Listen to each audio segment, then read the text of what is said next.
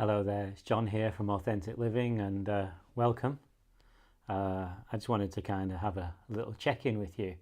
Welcome to everybody who's subscribed to our channel recently, and to everybody I met at the Mindful Living show last week, and to those of you who have been around a little bit longer, welcome, thank you. It's just really lovely to get to spend time with you in this way, and it seems like a long time, but it's not been that long. Maybe a couple of weeks, isn't it, since I put a video up. But I've been doing these more silent videos. I think there's less to say and more just being with each other in any way we can, creating a sense of community that's together in being. And community is something that we need so much in the world right now. Anyway, I thought there's nothing particular to say with this video. I haven't got an idea in mind. I did have some ideas about what I wanted to talk about. I did think about making a video about sort of like the sacred aspect, I suppose, of or a sacred view of suicide, because that's kind of so much in the news at the moment, and even here in Hebden we've had one in the last few weeks, and I did think that might be something that would be worth talking about, but I don't think I'm going to make that video today. If you would like me to talk about that, do let me know in the comments below, and I'll do a video around that more difficult material. Those of you who have been around for a while will know kind of some of the things I will say about the difficulties of object consciousness and the pain body, and how that brings us into these difficult spaces. And yeah, this morning I've been at the hospital all morning, not for myself, but just looking after a friend who's going through some health issues at the moment, and I just wanted to kind of be there for her, so I drove her into the hospital very early this morning and kind of sat there while she was having her conversation with various doctors and things. So that has made me really reflect as well about the need to, as much as possible, sort of take great care of ourselves and to be responsible for our own health. It's really interesting that so many people, and medicine is great when we need it. I'm not against it in any way, but we do sometimes, I think, have the attitude that we can live in ways that are not aligned with life, and then things go wrong, and somehow there'll be some pills we can pop or some operation that we can have, and everything's back to where it was before, and that's not the case at all. The sun has decided to light us up, which is rather beautiful. Yeah. So I just hope you're really, really well, and do let me know how you're doing. You can always leave a comment down below and let me know how you're getting along with your practice and things like that, and it's always just lovely to hear from people. So I was very blessed to be asked to give a talk in London just over a week ago at the Mindful Living show, and it was just so lovely to be able to kind of connect with people who are trying to live more with more awareness and more authenticity, and kind of meet themselves through practice. And we talked about the need to bring real love into our lives. We can't create love, it's not a thing that you can make up. It's like Newton discovering gravity. Newton didn't invent gravity, he discovered that it was there, and love and awareness are part of our natural being. It's just that, again, because we live through the mind so much and so addicted to it, that we kind of block everything that kind of flows within us, and we kind of try to push things away or cut things off, a bit like, how we treat our health. And whenever something is kind of hurting within us, it's actually a call to find how to kind of create space, and bring loving attention to that thing inside us. And we think we're going to be swallowed by it, we think we're going to be eaten up. But that's because we're believing in the story of the thing, and then we try to fight the story with our mind. But if we just kind of meet it with kind, spacious awareness and naturally the love that's there within us, we find that we go beyond, and maybe just a tiny bit, but we go beyond the limitation that's initially there. And then as we kind of continue within our practice to keep turning up with ourselves each day, with what's arising, space increases and increases, and we find our own life feeling much more whole and complete and beautiful within. So that was really lovely to be able to share, half an hour with people on this, and it really puts me in mind that I really want to go out and talk to people more, because there's such a need for this information, and for that to be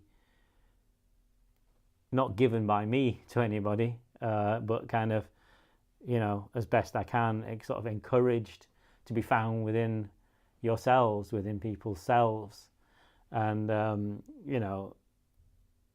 I just want to use my life as the best vehicle I can to help people do that, just to kind of realize the truth of life for themselves, and to live that way myself is the best way I can do that. So I've decided that I want to go to America. I get emails every day and messages every day saying, would I possibly kind of come and give a talk in America, or when am I coming to do this? Could I come and give a teaching and things? And I'm not being invited by centers. I mean, being invited by people like you, maybe even you. You've sent me a message like this at some point. And so there's no organization or somebody to pay for my flights or anything like that. But I always reply back, oh, I don't know how to do that yet. I'm not famous enough, or whatever. And rather than that, that's just buying into my old poverty consciousness that I grew up with. Rather than that, it's not that expensive to get to the States. I'll just turn up and we'll find a way. I might just sit down somewhere and put a sign up and say, free meditation. Or, let's talk about object consciousness. I won't say that, but that will come up, of course. Or let's talk about love or something like that. Let's look at it. I'm looking at Easter for next year, and maybe Arizona, maybe California for a couple of weeks, and just see what we can do. But if you know of any centers or influencers who can give us some press, or you can connect the dots in some way for us, then please do, because the more we come together in being and in presence, the more we can actually, bring life back to life in the world, because we're going the other way very strongly. And that's how it's meant to go, because we keep looking outwards, and it builds generation after generation after generation. And it's that turning back, it's what Jesus meant by the kingdom of heaven is within. It's that action of turning back. That's actually the practice. It's not that we meditate every day or do yoga every day or whatever. It's that in every moment when we feel ourselves going outwards, that we turn back. I'm running some retreats in England at the moment. So a week on Saturday, on the 23rd of June, I've got a little retreat coming up called The Secret of Happiness, which is to kind of help people start moving beyond pain body a little bit. There's been a series of retreats that I'm running across the year, and each one kind of stands on its own, but if you come to all of them, they kind of fit together.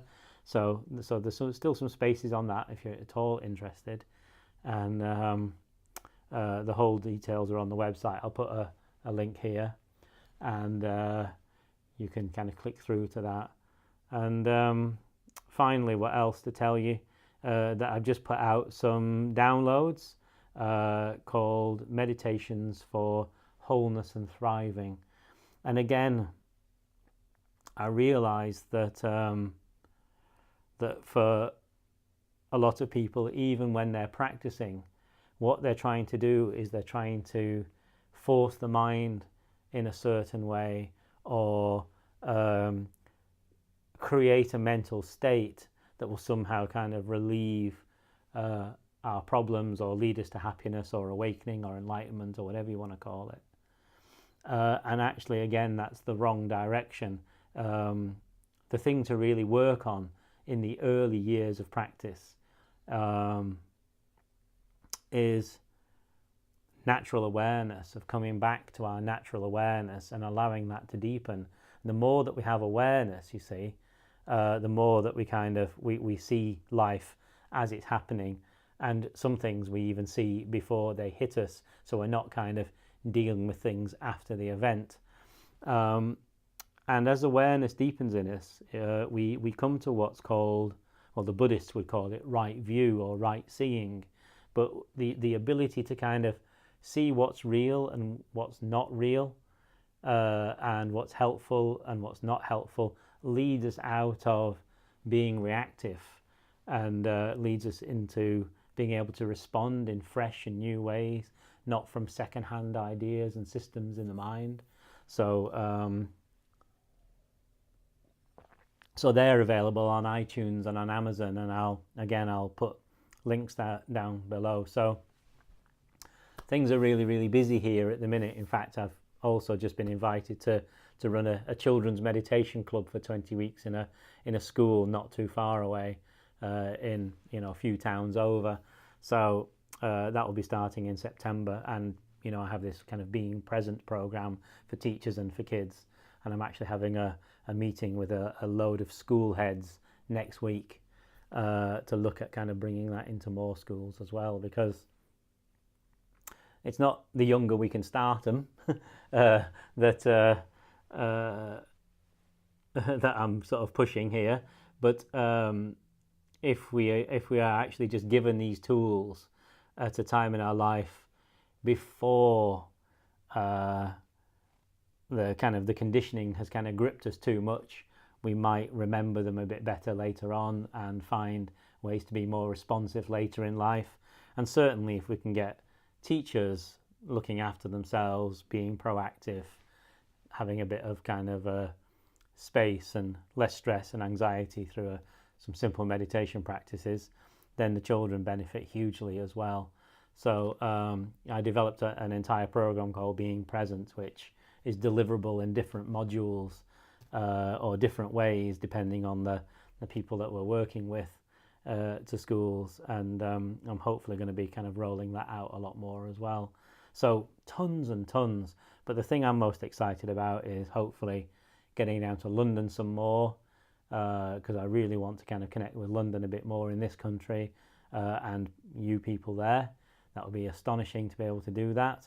And I really, really feel, I've known for a long time, and I know we look at the US now in, different ways, but I've known for a long time that there's something for me in America. There's some reason why I keep having the sense of the US.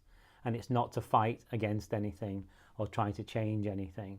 It's just perhaps that there is the possibility for consciousness and awareness and love there, as there is all over the world, but for this being, there's some kind of connection. And so I want to be able to help people find what's real within themselves, and to live beautifully and fully, and then the whole world benefits, It really does. Anyway, let me love you and leave you. I'm sending a newsletter out today, and I wanted this video to be kind of attached to the bottom of that. And of course, it'll be on YouTube and all the usual channels. So please give us a thumbs up if you've enjoyed this video. If you've not subscribed to this channel, please subscribe. Share this with anybody that you think will find it of value. Tell people about the work, and be your own work, be your own life, and keep coming back to the love in you. Keep coming back to, if something is hurting or difficult or arising or numb, then come back with love and say hello to it, if nothing else. Just hello, and meet it, and bring spacious awareness there, and that will allow presence to open it up, and the new is there, the beautiful is there, and you are there. Take care.